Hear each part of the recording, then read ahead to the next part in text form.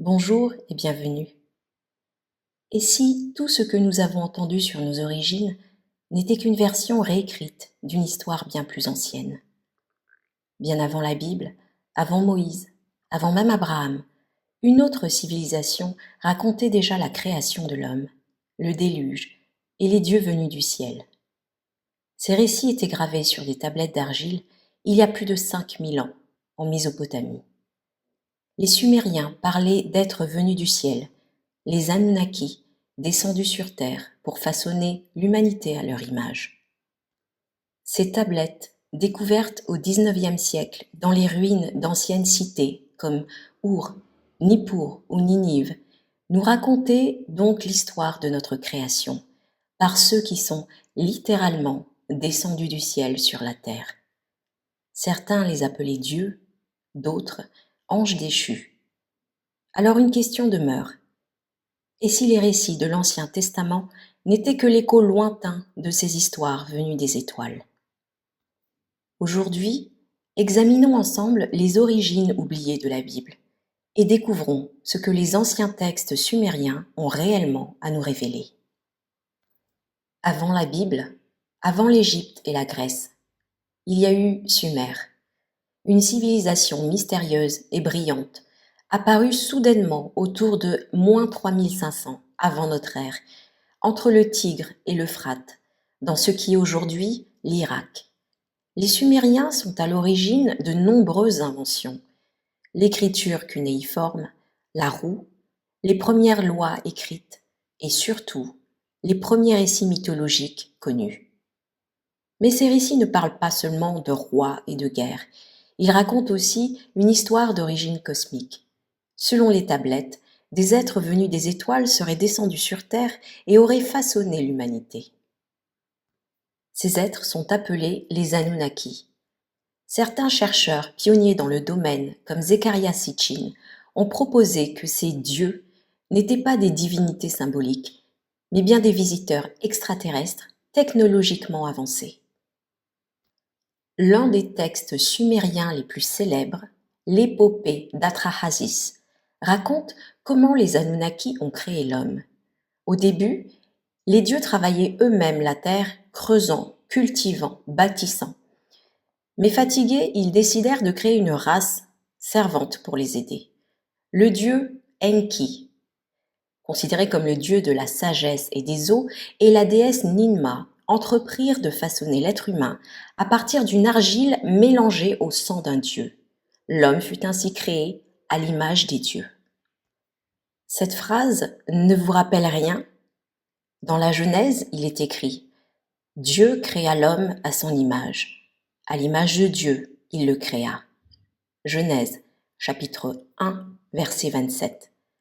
Même le processus de création par modelage d'argile est identique. Dans la Bible, Dieu façonne Adam de la poussière du sol. Dans les tablettes sumériennes, les dieux pétrissent l'homme dans la glaise. Autre détail, le mot Adam signifie en hébreu terre rouge ou argile rougeâtre. Et en sumérien, l'homme est appelé Adamou, ce qui désigne l'homme de la terre. Coïncidence? Dans les textes sumériens, la première cité créée par les dieux sur terre s'appelle Eridu, fondée par Enki lui-même. C'est une cité paradisiaque, arrosée par des fleuves, où les dieux vivaient en harmonie avec leur création. Or, dans la Bible, il y a un lieu très semblable qui est décrit. Un fleuve sortait d'Éden pour arroser le jardin, et de là, il se divisait en 4 bras. Genèse, chapitre 2, verset 10. Certains chercheurs ont fait remarquer que la description géographique du jardin d'Éden correspond à la région d'Eridu, dans le sud mésopotamien. Et le parallèle entre Enki, gardien de la sagesse, et le serpent de la Genèse, porteur de connaissances, est fascinant. Enki aurait transmis à l'humanité la connaissance interdite, celle du savoir et de la conscience, ce qui aurait provoqué la colère des autres dieux de ses semblables. Dans la Bible, le serpent, symbole de la connaissance, incite Ève à manger le fruit de l'arbre de la connaissance, entraînant la chute de l'homme. Dans les deux récits, l'humanité perd son paradis, à cause d'un acte de rébellion lié à la connaissance. Un autre parallèle frappant entre les récits sumériens et la Bible est celui du déluge universel. Bien avant l'histoire de Noé, les Sumériens racontaient déjà qu'un dieu avait averti un homme du nom d'Utnapishtim ou Atrahasis, selon les versions, d'un cataclysme imminent. Les dieux, irrités par le bruit et la multiplication des humains, décidèrent d'anéantir l'humanité par une inondation gigantesque. Mais Enki, compatissant, prévint secrètement Utnapishtim et lui donna les instructions pour construire un grand navire, afin de sauver sa famille et des animaux de chaque espèce. Le texte précise même les dimensions de l'embarcation très proches de celles données dans la Bible à Noé. Après le déluge, le bateau s'échoue sur une montagne. Utnapishtim envoie une colombe, puis une hirondelle, puis un corbeau pour voir si la terre est redevenue sèche. Des détails que nous retrouvons presque mot pour mot dans le livre de la Genèse. Dans le livre d'Enoch, texte apocryphe mais étroitement lié à la tradition biblique, on trouve le récit des veilleurs, des anges descendus sur terre, séduits par les filles des hommes. De leur union seraient nés les Néphilim, des géants. Les fils de Dieu virent que les filles des hommes étaient belles, et ils en prirent pour femmes. Genèse, chapitre 6, verset 2. Dans les textes sumériens, on retrouve un écho direct. Certains Anunnaki, qui étaient décrits déjà comme des géants, pouvant vivre plusieurs milliers d'années, auraient transgressé les lois en s'unissant aux humaines, donnant naissance à une lignée hybride. Ces êtres hybrides, à la fois divins et terrestres, sont décrits comme des géants dotés d'une force et d'une intelligence supérieure.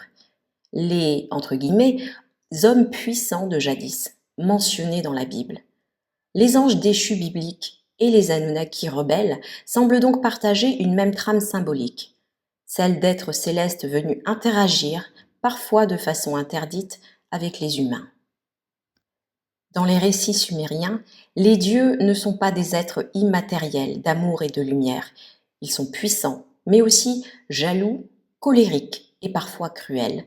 Ils se disputent entre eux, se livrent des guerres et utilisent les humains comme instruments. Dans la Bible, Yahweh est souvent décrit dans les premiers livres comme un Dieu exigeant, jaloux, prêt à détruire des villes entières. Les guerres du Seigneur rappellent étrangement les conflits entre divinités sumériennes, notamment entre Enlil, dieu autoritaire du ciel, et Enki, le dieu bienveillant de la terre et des eaux. Certains chercheurs contemporains, comme Mauro Bilino, que j'ai présenté dans une vidéo, ancien traducteur du Vatican, ont d'ailleurs montré que les termes hébreux originaux de la Bible comme Elohim ou Yahweh peuvent désigner des êtres au pluriel, comme Elohim, parce que le singulier étant Eloha. Ça ne représentait donc pas un Dieu unique. Ainsi, Elohim se traduit donc par les dieux venus du ciel. Une autre similitude fascinante concerne les connaissances avancées attribuées aux dieux sumériens. Les tablettes parlent d'astronomie, de génétique, de calendrier céleste et même de mathématiques complexes, bien au-delà des capacités supposées d'une civilisation aussi ancienne. Les Anunnaki enseignent à l'homme les arts, la médecine, la métallurgie, l'écriture, etc. Dans la Bible, les anges du Seigneur descendent parfois pour instruire ou guider les hommes. Moïse reçoit des instructions directement d'un être lumineux sur la montagne du Sinaï, et Élie est enlevé dans un char de feu. Certains y voient des descriptions métaphoriques d'interactions avec des civilisations stellaires, interprétées, évidemment, à travers le langage religieux de l'époque. Historiquement, les Hébreux ont été en contact direct avec les traditions mésopotamiennes, notamment pendant l'exil à Babylone au VIe siècle avant notre ère. C'est à cette période que la plupart des textes de l'Ancien Testament auraient été rédigés ou compilés. Les scribes hébreux ont pu puiser dans les récits sumériens et babyloniens pour construire leur propre cosmologie adaptée à leur vision monothéiste. Enlil devient Yahweh, le dieu autoritaire et créateur. Enki devient parfois le serpent, porteur de connaissances et de rébellion. Les Anunnaki deviennent les Elohim, et les mythes sumériens se transforment en récits bibliques, réinterprétés à travers le filtre spirituel de l'époque. L'ancien polythéisme se condense donc en une théologie unique, un seul Dieu, tout-puissant, régnant sur le ciel et la terre. Mais l'essence des histoires, elle, demeure la même. Alors, que devons-nous penser de tout cela ? Les récits sumériens et bibliques parlent de véritables visiteurs venus des étoiles. Ou est-ce qu'il s'agit de symboles anciens décrivant le lien sacré entre l'humain et le divin ? Certains chercheurs comme Sitchin affirment que les Anunnaki étaient de véritables êtres physiques ayant joué un rôle dans la création de l'homme par manipulation génétique. D'autres, comme des mystiques ou des chercheurs spirituels contemporains, y voient plutôt des archétypes, des représentations des forces célestes, des aspects du soi supérieur ou de la conscience cosmique. Alors, que l'on voit ces récits comme historiques ou symboliques, une chose est certaine, les Sumériens ont laissé une empreinte profonde dans la mémoire de l'humanité, et l'Ancien Testament semble en être, d'une certaine manière, le prolongement spirituel. Les mythes des Anunnaki, d'Enki et d'Enlil, de la création, du déluge et des dieux rebelles réapparaissent dans la Bible sous de nouveaux noms et de nouvelles formes. Et les tablettes sumériennes nous rappellent peut-être une vérité oubliée. Nous sommes les héritiers de quelque chose de céleste, gardiens d'une connaissance ancestrale que chaque génération redécouvre à travers les symboles, les religions et les mythes. Et peut-être qu'au-delà des noms, Enki, Yahweh, Elohim ou Anunnaki, se cache une seule vérité, celle d'un univers vivant, conscient, et celle d'une humanité en quête de ses origines stellaires. Alors, la prochaine fois que vous ouvrirez la Bible, souvenez-vous, derrière chaque verset, chaque parabole, se cache peut-être une mémoire bien plus ancienne, celle de notre origine céleste, celle des premiers récits de l'humanité, quand les dieux marchaient encore parmi les hommes. C'est tout pour cette fois. Merci de m'avoir suivi jusqu'à la fin de cette vidéo et on se retrouve très bientôt.